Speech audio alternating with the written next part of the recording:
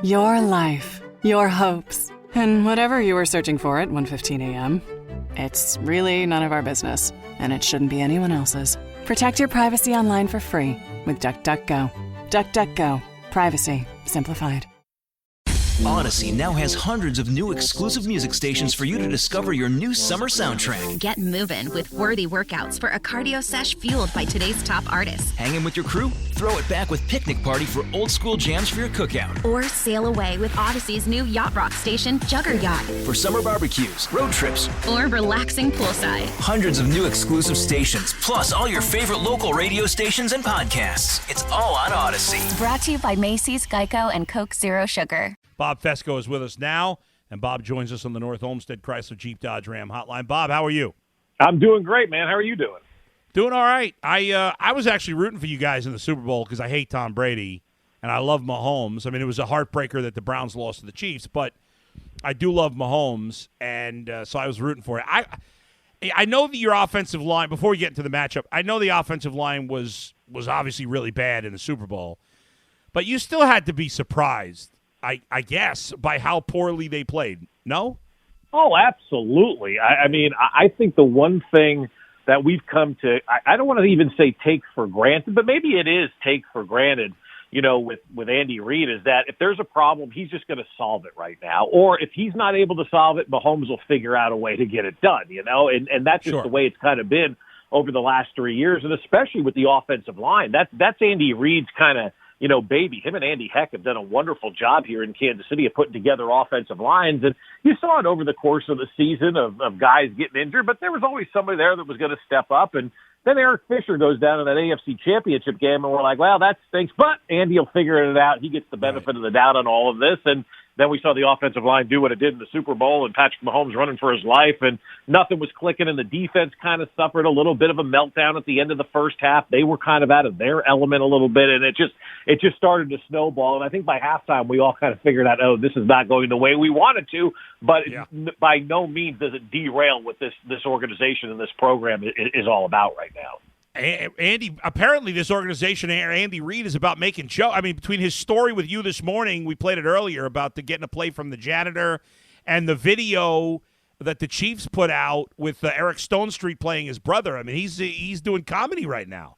Well, yeah. I mean, you got Randy Reid as the brother to Andy Reid, and Eric is so good at that. It's a great role for him, with Modern Family being over. He needed something to do, right? So he gets to be Andy Reid's brother, and he's such a big fan of the organization and growing up here in Kansas City. It makes perfect sense for him to play that role. But the janitor story was just really outstanding. I'd never heard that from Andy Reid before, and to find out that, he's taking plays from the janitor to go out there and run in a game, I half jokingly, half serious say I could coach an NFL team. And I said, you know what? I would hire Andy Reid as my offensive coordinator. I think he's that good. He could run an offense in the NFL. So I would do that. But yeah, just to be open like that and accept plays from all over the place shows you that even as good as Andy Reid is, he doesn't care where the play comes from. If it works, he's going to use it. Bob Fesco with us. Fesco in the morning, 610 KC. Bob, obviously the Chiefs are the team to beat in the AFC. Until somebody can knock them off in the playoffs, they're the team to beat. Who, in your opinion, obviously I think it's pretty close between the Browns, Ravens, and Bills for the second-best team. I believe the Browns on paper are the second-best team in the AFC. But, maybe I'm biased, maybe I'm not. Who do you see? Do you agree that those three are in the group below KC for the battle for two? Do you think there's somebody else? And who do you think is the best of those three? Well, I don't think there's anybody in the AFC West that's worthy of anything right now. Like, people continue to fall in love with the Chargers every year, and every year the Chargers do what the Chargers do, and that's go 7-9.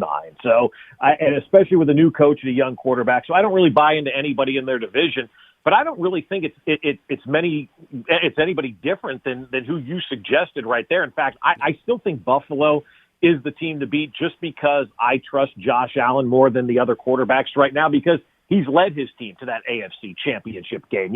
We saw Baker Mayfield get knocked out last year. We've seen Lamar Jackson not live up to his billing in the postseason, and he's one of my favorite players to watch play in the history of the NFL. I just love watching Lamar Jackson play. Too. And so I just think because of where Josh Allen took his team, with the talent that they have, being the fact that, Sean McDermott's an Andy Reid disciple and all of that, they got a really good defense, some great pieces on offense. I think Buffalo's probably number one on that list. And I would probably say Cleveland is quietly becoming that number 2 team. Maybe not quietly becoming that number 2 team, but kind of becoming that number 2 team. I guess if you're ranking them, it's Chiefs, Bills, and Browns in that kind of hierarchy of your top 3 in the AFC. Everybody loves Josh Allen, and I get it. I'm certainly in the minority opinion. Even some of our fans disagree with me. I said in the long run, I'm buying Baker over Josh Allen. And we had a caller scream at me and say, well, 90% of the teams in the NFL would rather have Josh Allen. And that is probably true. I admit it. And I'm clear, you wouldn't know, but I've not been a homer for Baker Mayfield. I was highly critical of him during his second year here where he played terribly. But I think that I right now trust Baker in a tight, big spot more than I trust Josh Allen and certainly more than I trust Lamar Jackson. And I do think that the Browns roster top to bottom is a little better than Buffalo, but I guess time will tell. The AFC, Bob, is so tough right now. The Chiefs may be good, and we talked about the Bills and the Browns and the Ravens, but there's a lot of up-and-coming teams as well, or potentially. The AFC is very tough right now, don't you think? Oh, it's terribly tough. And if I'm Baker Mayfield or Josh Allen, and I'm saying this firmly tongue-planted in cheek, I go to management and I go, give me the NFC. I don't want to be part of this. That's like Aaron Rodgers wanting to come to Denver in the offseason. Why on earth would you want to go to the Denver Broncos and an AFC team and the AFC West where you have to be Patrick Mahomes just to really get an opportunity to be in the postseason? Why would you want to be in the AFC right now, right? You'd want to be in the NFC where I think the road to the Super Bowl is probably a lot easier right now than it is in the AFC. Now, there will be teams, as we know, that emerge in the NFC that nobody's talking about right now, and I'm sure one of the teams that everybody's high on right now going into the season in the AFC will fall apart like the Houston Texans did at the beginning of last year. Once they came in here on opening night, got beat pretty bad by the Chiefs, they were never able to recover, and their coach was fired the first month into the season. And so I think there's always the possibility of that happening right now. But yeah, the AFC is just loaded, man. And I can't remember a time in our lives where we look back at one conference being so overly loaded like the AFC is right now. It's almost really like the NFC is going, ha, ha, ha, we've got an opportunity. Maybe when they dominated in the 80s, it was like that. But right now, man, this AFC is just absolutely stacked. Bob, how is that revamped Chiefs offensive line looking so far? You know what? It's looking great. And one of the things Andy told us on the show this morning was that he's going to be using those 3 rookies. He's never started 3 rookies on an offensive line before, let alone 5 new guys on the offensive line. It's totally revamped. And they've got the kid from Tennessee, Trey Smith, who was drafted in like the 5th or 6th round, I guess it was, and had 2nd or 3rd round potential, but had some health issues that he was dealing with. This guy's been unbelievable. He's ready to go in there and tear the face off the guy across from him. And so when Clowney said last week that he doesn't believe guards are athletes, Trey Smith's going to work him over on opening day. I promise you that. And then you've got, Lucas Niang at right tackle, who, for all intents and purposes, was supposed to start last year as a rookie, but opted out because of COVID. Now he bounces out to right tackle where they wanted him to begin with. He was going to start as a guard and eventually move the tackle, but now he's at the tackle spot. And Creed Humphrey at center, man, he's getting rave reviews as well, the young kid out of Oklahoma. And then you add Orlando Brown in, which why the Ravens are trading to the Chiefs is beyond me. Weird, I love it. But, I mean, as a Raven fan, people should be ticked off that a team you're competing with, you're trading one of your best players to them. And then Joe Thuney comes over from New England, who's just a solid veteran lineman to run that show. I think they're looking really good right now. I'm excited with what I've seen from that offensive line. We're talking with Bob Fesco in the morning, AM 610 in Kansas City. Obviously, we talk about Travis Kelce a lot every time we play, and with him being from here, he's back in the day he was on our show, and he was even before he went to the Chiefs in college, and obviously we love him, even though he plays for one of our rivals now in Kansas, what's becoming a rival. But I mean, it is ridiculous how good he is, and when he first came to Kansas City, could you have envisioned him being this good? No, God, no. Right. I didn't think he'd be mature enough to play in the NFL for this long, He was doing a lot of immature things on the field, with getting personal foul penalties. And I remember there was one game, probably back in 2018, and I think it was the game against the Eagles where he scored a touchdown and he did the fly, Eagles, fly thing, right? And I remember Andy Reid after that game, and I think that was the game, where Andy Reid came out and said, look, this is it. I told Travis, this is the last time I'm putting up with something like this out there on the field. And from that moment on, Travis Kelce hasn't done anything to cost this team 15 yards out there on the field. He's matured so much on the field, and he's become the best tight end. I mean, I never thought I'd sit here in Kansas City saying we've got somebody better than Tony Gonzalez. This guy is trending to be much better than Tony Gonzalez could have ever dreamed to be. Yeah, I agree. The second wide receiver spot, it's been, that's been an issue, right? Is Mecole, I guess, is Mecole Hardman, is this the year he puts it together, or do they, it seems like that's a big question mark. Is that fair?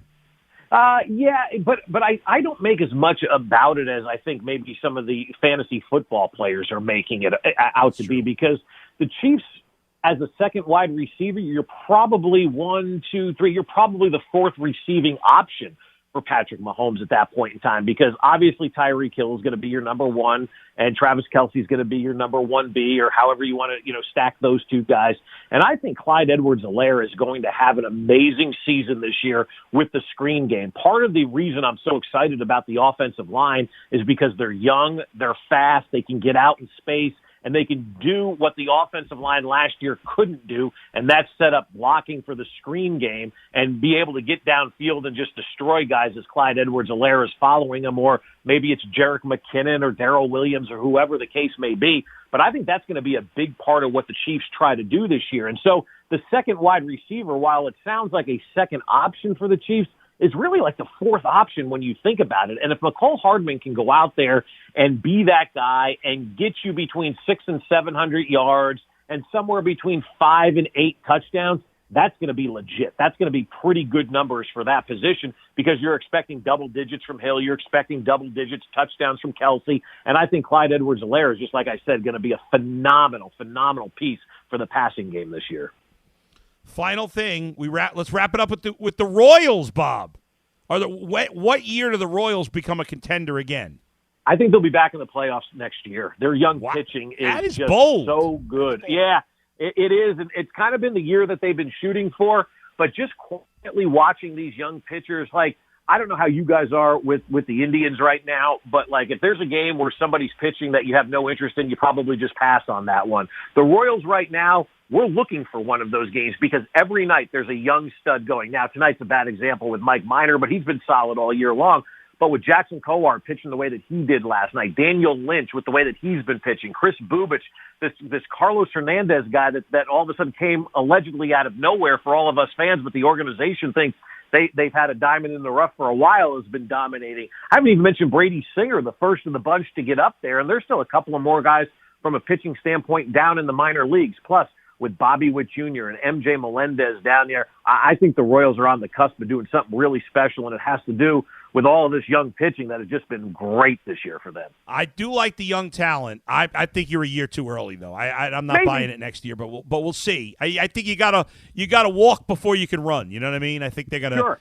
They need to get to that, where they're maybe, a little better next year, and then maybe in the playoff mix the year after that. We'll see, though. Bob, Good stuff, man. We appreciate the time. Thank you for joining me. Yeah, anytime, man. I'll talk to you soon. All right, Bob Fesco in the morning, 6:10 a.m. in Kansas City. On Pod Save the World, we want to be your cheat sheet for global events. My name is Tommy Vitor, and each week, my co-host Ben Rhodes and I break down the biggest stories from around the world. Ben and I both worked on President Obama's national security staff, and we'll introduce you to the activists, politicians, and journalists who can help us understand what's going on around the world, what it means for the United States, and what it's like being inside the White House Situation Room during a crisis.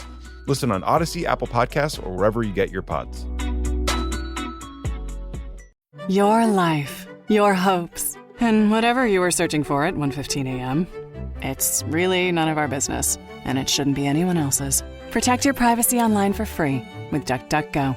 DuckDuckGo. Privacy simplified.